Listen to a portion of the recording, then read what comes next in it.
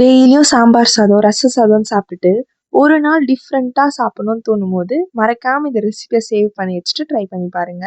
ஒரு கடாயில எண்ணெய் ஊத்தி, முட்டை உடைச்சு ஊத்திட்டு, அதுல மஞ்சத்தூள், மிளகுத்தூள், அப்புறம் உப்பு இதெல்லாம் ஆட் பண்ணி நல்லா ஸ்க்ராம்பிள் பண்ணிக்கோங்க.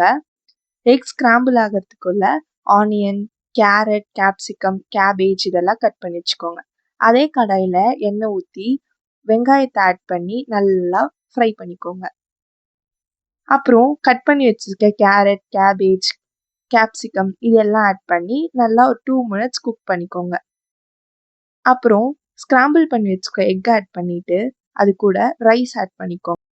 இப்போ மிளகுத்தூள், கரம் மசாலா, சிக்கன் மசாலா, அப்புறம் காஷ்மீரி சில்லி பவுடர் இதை ஆட் பண்ணிட்டு, ஃபைனலா சோயா சாஸ் ஆட் பண்ணி நல்லா மிக்ஸ் பண்ணிக்கோங்க.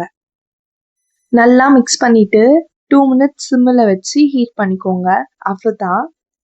இந்த ரெசிபியை வீட்டில் ட்ரை பண்ணி பார்த்துட்டு எப்படி இருக்குன்னு கமெண்ட்ஸில் சொல்லுங்கள். மறக்காமல் சப்ஸ்கிரைப் பண்ணிக்கோங்க. பாய் பாய்.